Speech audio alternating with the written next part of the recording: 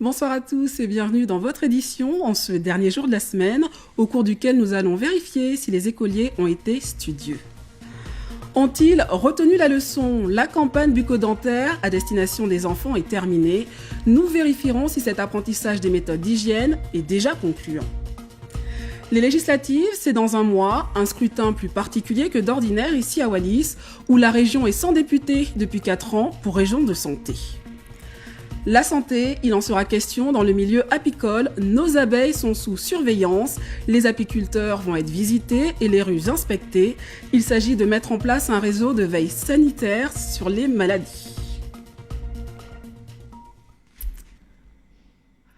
Brossage des dents, conseils d'alimentation et choix du dentifrice étaient au programme des enfants depuis le 19 avril. La campagne bucco-dentaire à destination des écoliers vient de s'achever.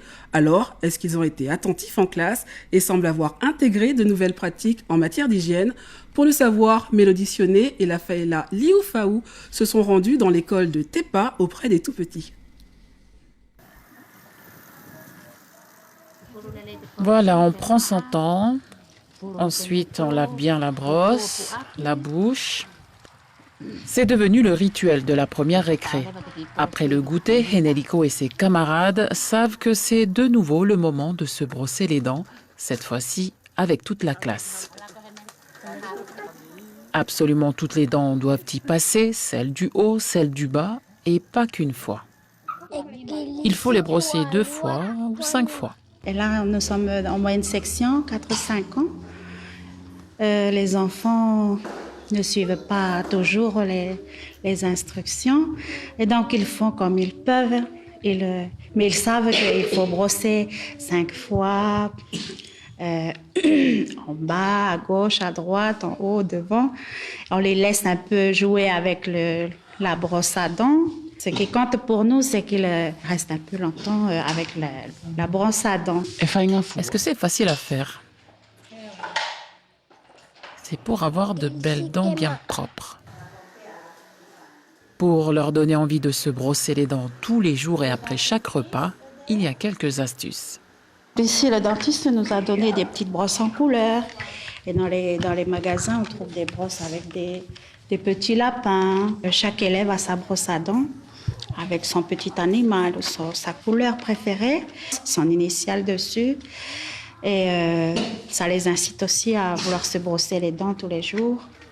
Chaque enfant de l'établissement a reçu un kit de brossage dentaire lors de cette campagne de prévention, une mesure qui vient s'ajouter à l'interdiction des sucreries à l'école. Pour la directrice de Tepa, il est important de mettre en place un suivi à l'école, mais aussi à la maison. Nous avons commencé ce programme il y a quelques semaines seulement. L'équipe de l'agence de santé doit revenir dans 3 mois pour voir s'il y a une évolution, pour faire un suivi en général de la santé dentaire des enfants. Ils vont également changer tous les kits de brossage. L'idéal, bien sûr, est qu'il y ait une continuité dans toutes ces actions, que cela ne s'arrête pas uniquement à l'école, mais que les parents jouent le jeu aussi. Dans les prochains mois, l'agence de santé prévoit d'autres interventions dans les écoles du territoire, toujours dans la suite du plan de prévention bucco-dentaire en milieu scolaire. Et l'hygiène des enfants, elle passe aussi par celle des locaux dans lesquels ils évoluent. À Futuna, beaucoup de travaux vont être entrepris pour les établissements du premier degré. 80 millions vont par exemple être investis dans la construction de l'école de Kolopelou. À ce sujet, Émilie Simété, le chef de la direction de l'enseignement catholique, était l'invité de Swané Vakanepou dans votre émission Décryptage ce matin en radio. Extrait. Par rapport à il y a 2-3 ans, je crois que nous avons réalisé pas mal de choses sur Futuna. Je pense notamment aux différentes écoles avec pas mal de travaux de réhabilitation, de changement de toutes les portes de toutes les écoles de Futuna de Wallis. Je pense aussi aux constructions qui vont se faire avec le projet de fusion de l'école de Fiwa et de l'école de Sao. Les 2 classes de maternelle de Fiwa devant venir sur Sao à condition que d'ici la rentrée prochaine, on ait bâti des toilettes pour les maternelles qui sont actuellement à Fiwa.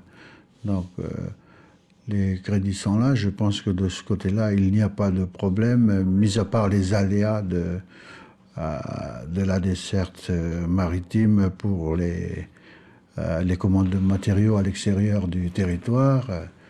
Ça devrait, à mon avis, si les travaux démarrent dès août, ça devrait être dans les temps pour que l'école ait ses toilettes maternelles pour la rentrée prochaine. S'agissant de Kolopelou, c'est une nouvelle école qui vaut 80 millions.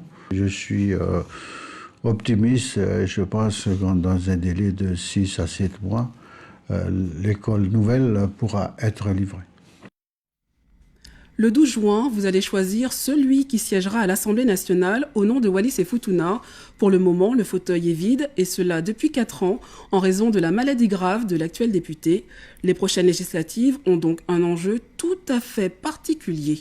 L'éclairage d'Anna Vakalepou et Lafaela Liufau. Le contrat de convergence et de transformation en cours cadre financièrement plusieurs grands dossiers du territoire tels que l'éducation, la santé ou encore le développement durable. La place du territoire dans l'Europe, dont l'assistance est importante, notamment sur les grandes infrastructures comme les quais, aéroports ou la stratégie numérique. À l'heure où le statut institutionnel de la Nouvelle-Calédonie est à un tournant décisif, cela représente un enjeu pour Wallis et Futuna, largement rattaché à ce territoire où une grande communauté locale y est installée. Notre collectivité est inévitablement liée à l'avenir de la Nouvelle-Calédonie. Un avenant de l'accord particulier attend toujours d'être signé. Pour cela, les politiques du Fénois auront des choix importants à faire. Également, l'avenir institutionnel du territoire et la volonté de nombreux politiques locaux d'une réforme du statut de 1961 pour transférer le pouvoir exécutif à un gouvernement local et non au préfet qui le détient actuellement en tant que représentant de l'État. La situation coutumière de l'île de Wallis impacte fortement la vie politique locale, scission qui a d'ailleurs marqué les dernières élections territoriales.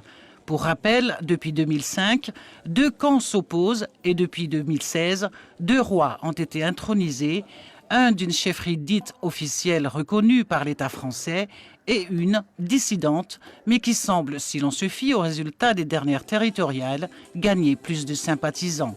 L'enjeu pour le futur député sera peut-être également d'agir pour une réconciliation des 2 parties, ou, à l'inverse, d'installer d'une manière plus officielle la situation actuelle.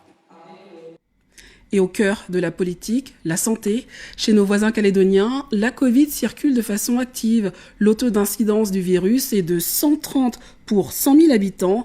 Il a augmenté de façon nette depuis la mi-avril. Un peu plus loin, en Chine, la population, elle, est à bout. À Shanghai, elle craque face aux restrictions, heurts avec les forces de l'ordre, suicides. 25 millions d'habitants y sont confinés depuis plus de 6 semaines. Le reportage de nos confrères de France 2. Shanghai, les nerfs à vif. Allons-y, tout le monde descend. Ses habitants attendent d'être ravitaillés en nourriture. La faim les pousse à en venir aux mains contre ces fonctionnaires locaux en combinaison blanche.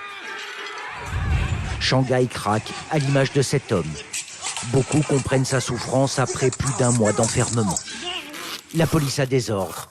Tous les moyens sont bons pour neutraliser les récalcitrants, ici avec du ruban adhésif. Des habitants à bout. Ces images de tentatives de suicide nombreuses circulent sur les réseaux sociaux. Lui s'est donné la mort. Chan Chengping était violoniste. Souffrant d'atroces douleurs abdominales, plusieurs hôpitaux auraient refusé de le prendre en charge. Son fils a partagé ce message. Mon père a été retrouvé dans une mare de sang. Il s'est jeté par la fenêtre. 41e jour d'enfermement pour 25 millions d'habitants et des mesures au nom de la lutte contre la pandémie toujours plus dures. À tout moment, la police peut se présenter à votre porte. Nous devons vous transférer. Vous avez été désigné comme cas contact. Ouvrez-nous, autrement, nous allons forcer la porte. Un seul cas positif au Covid-19 dans un immeuble et tous les résidents peuvent désormais être évacués, même s'ils sont testés négatifs. Pas de discussion possible. Tous les jours, souvent la nuit, des milliers de Shanghaïens sont ainsi amenés dans des centres de quarantaine. Pendant qu'à coups de javel et d'hypochlorite de sodium, ces nettoyeurs, il n'y en a qu'en Chine, s'introduisent dans les appartements vides. Shanghai est toujours quadrillé, les contrôles de police sont partout. Ces rues sont même grillagées ou murées. La ville reste sous cloche, personne ne peut y entrer. Au barrage, des centaines de gens attendent au bord de la route la fin du confinement et la réouverture de la ville. Mais le président chinois Xi Jinping l'a rappelé, il faut de la persévérance dans la lutte contre le Covid-19, quoi qu'il en coûte. L'Organisation mondiale de la santé considère aujourd'hui que la politique zéro Covid chinoise est, je cite, insoutenable. Des propos qui ont rencontré un certain écho ici à Shanghai, mais qui ont été immédiatement censurés dans les médias et sur les réseaux sociaux. Retour en Outre-mer. Elles connaissent une reprise économique générale, mais contrariée. Le bilan de l'économie ultramarine est plutôt positif en 2021. Comme tous les ans, à la même période, c'est l'heure des comptes pour les instituts d'émission, chiffres et analyses, avec Jean-Michel Mazerolle et Emmanuel Gir. Un redémarrage de l'économie partout outre-mer l'an passé, après une année 2020 confinée économiquement à cause du Covid, c'est le bilan dressé par la Banque française des Outre-mer. Surtout au premier semestre 2021 et un rythme moindre au deuxième semestre. Bref, une reprise générale mais contrariée. C'est à la fois des difficultés d'approvisionnement et c'est l'enregistrement de hausses de prix assez significatives qui ont eu un impact sur l'activité. Par exemple, les containers venus de Chine, dont le prix a été multiplié par 3 pour l'ensemble de l'outre-mer et hors Nouvelle-Calédonie, le rebond de 2021 aura permis de rattraper entre la moitié et les 3/4 de la perte d'activité de 2020 et même la totalité pour ce qui concerne l'océan Indien. Donc finalement, une assez bonne année.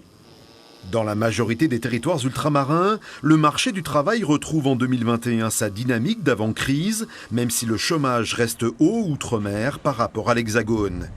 Côté entreprise, les PGE, les prêts garantis par l'État, ont de nouveau été accordés l'an passé et permis à nombre de sociétés de perdurer, et ce malgré la crise sanitaire.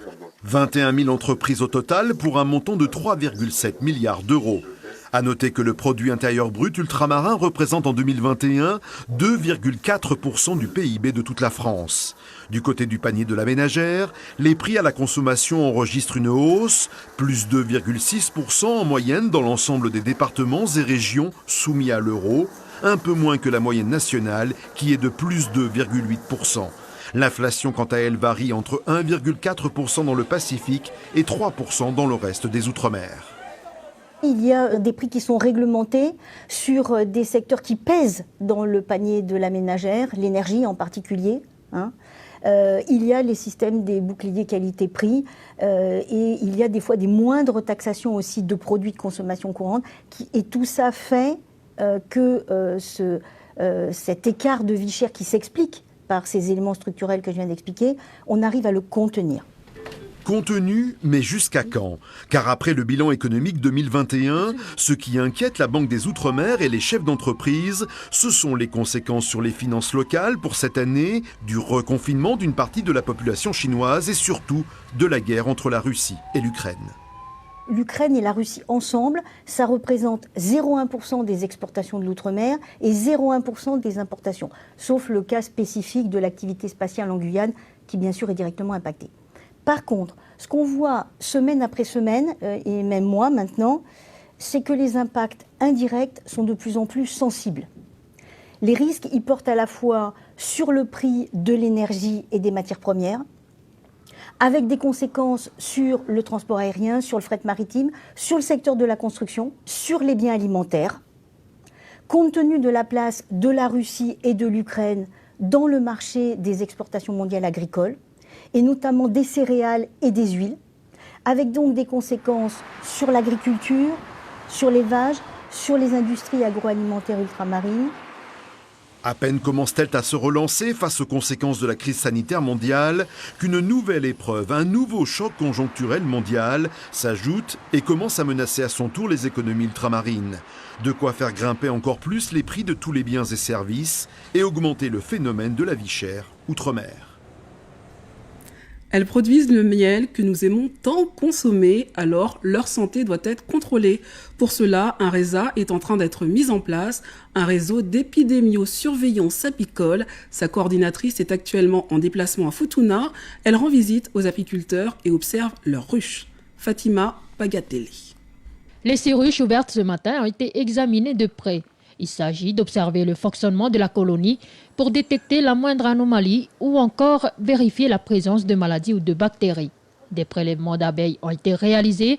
Les analyses seront ensuite faites en Nouvelle-Zélande et en Nouvelle-Calédonie.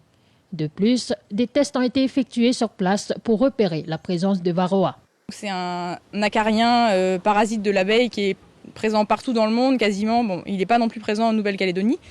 Donc on a fait des tests, on ne l'a pas vu. On a aussi mis en place des tests. Là, vous voyez peut-être les petites plaques adhésives qui débordent des ruches, qui vont aussi permettre de récolter les varroas s'il y en a qui tombent des abeilles en cours de route. Et c'est l'apiculteur qui va contrôler ces tests-là dans 2 jours. On a aussi mis des pièges à huile à l'intérieur pour le petit coléoptère des ruches. Et c'est aussi l'apiculteur qui les récupérera et qui nous les transférera derrière. La coordonnatrice du RESA travaille en partenariat avec le CIVAP, la DSA et l'Association des apiculteurs de Wallis et Futuna. Vérifier l'état de sanitaire des ruches du territoire est une étape importante pour la mise en place du programme de veille sanitaire apicole. Pour l'heure, nous rassure la vétérinaire, les abeilles de Wallis et Futuna sont en pleine santé. Il y a l'objectif d'export de produits apicoles vers la Nouvelle-Calédonie, mais il y a aussi l'objectif quand même qui est même presque plus important, c'est de protection du statut sanitaire des abeilles de Wallis et Futuna. Parce que si vous avez effectivement pas du tout de maladie, il y a quand même un risque. C'est le même qu'en Australie, le même qu'en Nouvelle-Calédonie, peut-être moindre parce que vous avez moins de touchés de bateaux et la principale porte d'entrée de maladie des abeilles, ça va être des essaims contaminés qui viendraient de Nouvelle-Zélande, du Vanuatu, de Fidji, qui sont 3 pays où il y a du varroa par exemple, donc l'acarien des abeilles. Avec ses 17 ruches, Xavier Assar produit 200 kg de miel par an, soit 400 pots déposés en vente dans les commerces de l'île. Xavier souhaite ardemment pouvoir exporter son miel au-delà de nos frontières. Les apiculteurs locaux sont toujours en attente de l'autorisation d'exportation de leurs produits.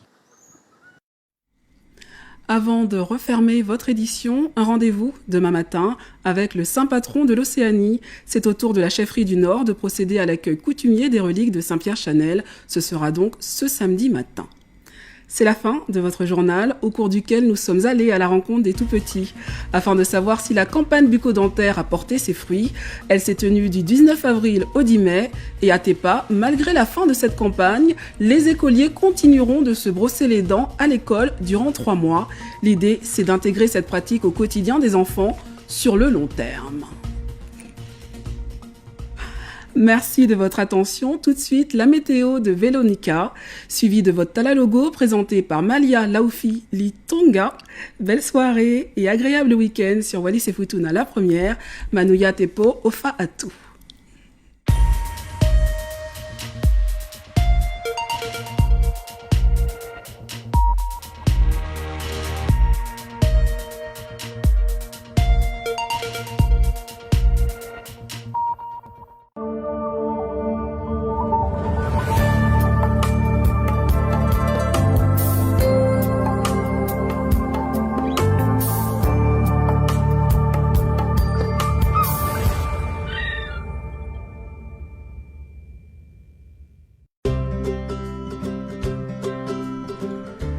Sika i ngai mamata mo whangaro mai te awhia whiwhika pa pātou mālo takto kātaki. O hinga mo te whahinga tu o te aile o tatou motu e mahino mai e hau ia te aile mawhana mai te South Este o whiala ke awhia te rangi pēr mo ua i te pōnei o whea kia aho kahako mai. Te whahinga tu o te aile i Futuna ki te awhia whinei e au awhia te rangi